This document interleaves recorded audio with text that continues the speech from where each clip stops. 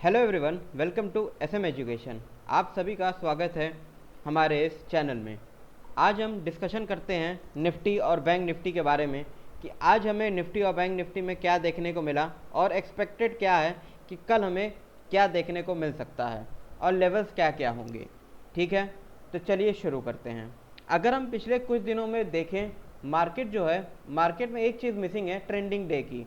इस डे को अगर हम छोड़ देते हैं तो 1 2 3 4 5 लगभग पिछले 5 ट्रेडिंग डे में हमें एक ट्रेंडिंग डे नहीं मिल रहा है। तो क्या हम कल की एक्सपायरी को देखते हुए, कल एक थर्सडे है तो थर्सडे वीकली एक्सपायरी है, तो कल हम क्या एक्सपेक्ट ये करके चल सकते हैं कि कल हमें एक ट्रेंडिंग डे देखने को मिल सकता है? तो मेरे हिसाब से हाँ, ये पॉजिटिव वे में भी हो सकता है और निगेटिव वे में भी हो सकता है। हम दोनों साइड को लेके चलेंगे कि किस साइड के लिए हमें कहाँ के लिए अगर ब्रेकआउट मिलता है या ब्रेकडाउन मिलता है तो हमें कहाँ पुट बाई करके चलना है और कहाँ कॉल बाई करके चलना है। तो अगर हम आज की बात करते हैं तो कल हमने जैसा कई डिस्कशन किया था कि आज हमें एक्सपेक्टेड था कि मार्केट गैप डाउन ओपन होगा। कल जैसे एसजीएस निफ्टी दिखा रहा था वैसे ही आज होता है गैप डाउन ओपन, लेकिन उसके बाद एक हमें शार्प रिकवरी देखने को मिलती है मार्केट में। उसके बाद अपने लगभग जहां मार्केट ने हाई बनाया था उसी के आसपास हमें आज की क्लोजिंग देखने को मिलती है। अगर हम पिछले कुछ दिनों में बात करें मार्केट की, तो पिछले कुछ दिनों में मार्केट गैप डाउन ओपन तो होता है लेकिन उसके बाद मार्केट में शार्प रिकवरी होती है। जो 15 मिनट्स कैंडल बन रही है सबसे पहली, उसका जो लोएस्ट पॉइंट होता है वही मार्केट का उस दिन का लो होता है और वहीं से मार्केट सबसे पहला रिकवरी देने का संकेत देता है। अगर हम बात करें इन दो रेड कैंडल को छोड़ के, ये कैंडल अगर आप देखिए इसमें भी गैप डाउन ओपन होता है लेकिन बाद में मार्केट रिकवर करके ऊपर आ जाता है। सेम इस वाले भी कैंडल में अगर आप देखें गैप डाउन ओपन फिर उसके बाद रिकवरी बहुत ज़्यादा आ जाती है। सेम इस वाले कैंडल में भी, इस वाले कैंडल में तो हम नहीं कह सकते हैं कि गैप डाउन ओपन था, लेकिन ये वाली कैंडल जो है हमें दर्शा रही है कि ये गैप डाउन ओपन था और उसके बाद एक हमें रिकवरी देखने को मिली। ठीक है, तो क्या ये हमारे मार्केट के लिए पॉजिटिव संकेत देता है या नेगेटिव संकेत देके जाता है? तो ये हमारे मार्केट के लिए एक पॉजिटिव संकेत है कि हम नीचे गिरने को ज़्यादा तैयार नहीं हैं, रैदर कि हमें ऊपर जाने के लिए कोशिश कर रहे हैं। अगर हम यहाँ देखें तो मार्केट, क्या इससे हमें देख के ये पता चलता है कि मार्केट डिस्ट्रीब्यूशन बना रहा है या एक्यूमुलेशन? तो अभी हमें जो है डेटा के हिसाब से हमें एक्चुअली पता नहीं चल पा रहा है कि मार्केट डिस्ट्रीब्यूट हो रहा है या मार्केट एक्यूमुलेट हो रहा है। अगर डिस्ट्रीब्यूट हो रहा होगा तो मार्केट डिसाइसिवली इसी पॉइंट से मार्केट एक नीचे हमें डाउनफॉल देगा। अगर मान लीजिए मार्केट इसी पॉइंट पे अगर एक्यूमुलेट हो रहा होगा तो मेरा जो लेवल था, लेवल क्या था, 17,675 की अगर ऊपर की हमें क्लोजिंग मिलती है तो हमें आने वाले कुछ दिनों में 3-4 दिनों में हमें 300 से लेके 400 पॉइंट का हमें एक बढ़िया अपसाइड मूव हमें देखने को मिल सकता है इन फ्यूचर। ठीक है, अगर हम यही मार्केट की बात करें तो मार्केट का जो 20 डे EMA है, एक्सपोनेंशियल मूविंग एवरेज, वो नियरली आता है 17,500।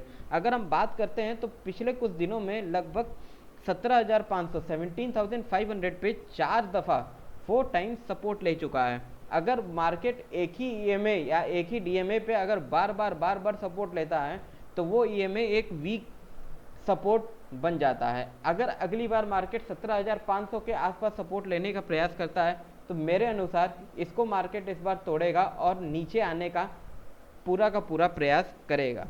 अगर हम आज की बात करें यूएस मार्केट में, क्योंकि यूएस मार्केट इस समय ओपन हो चुका है, यूएस मार्केट ओपन होने का टाइम है 7:30।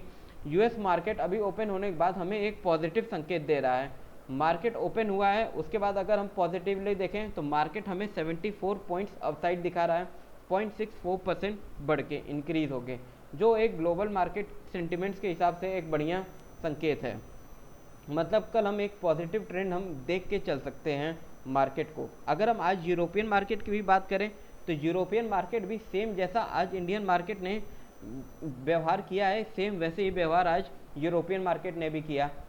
उन्होंने भी आज गैप डाउन ओपन दिया और उसके बाद एक वहाँ पे भी शार्प रिकवरी हमें देखने को मिली है अलग अलग जगहों पे। अगर हम 15 मिनट्स कैंडल की बात करें, हम क्योंकि हम इंट्राडे लेवल को हम देखना चाहते हैं, 15 मिनट्स की कैंडल की बात करें तो आप पहली कैंडल में आप देख रहे हैं कि लोअर साइड में आता है मार्केट, उसके बाद एक अप साइड जाता है, फिर नीचे गिरता है, फिर ऊपर जाके अपर साइड में ही मार्केट बंद होने का प्रयास करता है। ठीक है, अगर हम कल के लेवल के बारे में बात करें या फिर अगर हम इसके पहले ये बात करें कि कॉल राइटर और पुट राइटर कहाँ कहाँ पे सबसे ज़्यादा हैं, तो हमें ये देखने को मिलता है ऑप्शन चेन एनालिसिस के हिसाब से कि 17,800 पे कॉल राइटर्स पोजीशन कम किए हैं, मीन्स प्रॉफिट बुक किए हैं, जो एक बढ़िया संकेत देता है। 17,500 और 600 पे पुट राइटर बहुत ज़्यादा आए हैं और उन्होंने कन्विक्शन के साथ होल्ड किया है, ठीक है। तो ओवरऑल अगर हम कल के लिए रेंज बनाएं कि कल हमारा ओवरऑल रेंज क्या होगा, तो हमारा रेंज जो है 17,500 से लगभग 17,700 का रेंज होगा।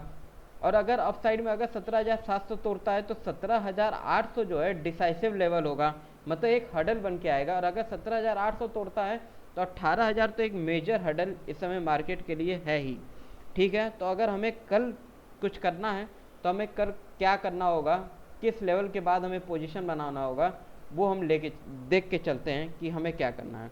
अगर मार्केट 17,675 लेवल के अगर ऊपर जाता है तो हमें क्या करके चलना है, हमें बाई करके चलना है।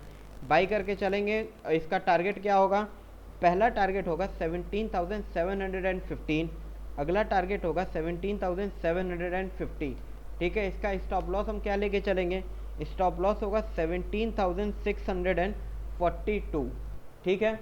अब हम इसको स्क्रीन पे ले आते हैं, इसको ऊपर कर लेते हैं, ठीक है। मीन्स इससे क्या मतलब है, अगर मार्केट 17,675 जो मेरा लेवल था उसके ऊपर जाता है तो हम बाई करके चलेंगे, मतलब कॉल बाई करके चलेंगे। और टारगेट हमारा पहला क्या होगा 17,715, अगला 17,750, स्टॉप लॉस क्या लेके चलेंगे 17,642, ठीक है।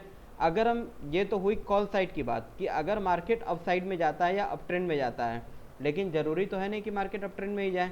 अगर मान लीजिए मार्केट डाउन ट्रेंड में जाता है, मतलब नीचे गिरता है, तो हम क्या करके चलेंगे, अगर मार्केट 17,585 के नीचे जाए, ठीक है, तो हम क्या करके चलेंगे, हम सेल करके चलेंगे।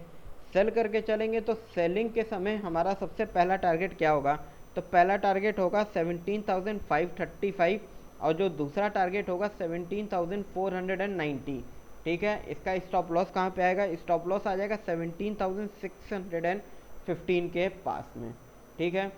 हम इसको सही से देख लेते हैं। अगर मार्केट, ठीक है, 17,585 के लेवल को तोड़ता है, ठीक है, 585 के लेवल को तोड़ के नीचे आता है तो हमें सेल करना है।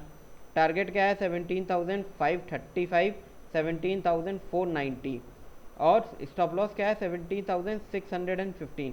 मेरा ये भी मानना है कि अगर मार्केट इसके नीचे आता है, मीन्स 490, 480, मतलब ये जो हमारा लो है एक तरीके से, ये वाला लो है, अगर हम इसको तोड़ के आते हैं तो मेरा मानना है कि हमारे मार्केट में फर्दर हमें एक डाउनफॉल देखने को मिलेगा जो है 17,360 पॉइंट्स तक। लेकिन मेरा कल का मानना ये नहीं है कि मार्केट इतना ज़्यादा टूट जाएगा या इतना ज़्यादा मूव कर जाएगा। अगर मान लीजिए मार्केट टूटता है इस लेवल को, मतलब 17,470 को अगर मार्केट तोड़ता है तो मेरा एक्सपेक्टेशन है कि 17,360 तक मार्केट को आना चाहिए, ठीक है।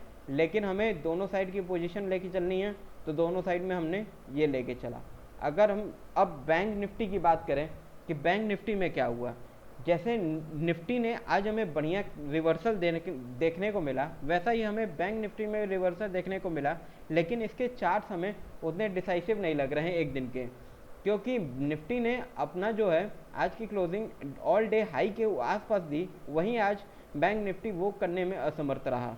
बैंक निफ्टी में भी अगर हम लास्ट कुछ 4 या 5 दिनों में बात करें तो उतना ज़्यादा हमें मूवमेंट देखने को नहीं मिल रहा है in compare to past few days, ठीक है।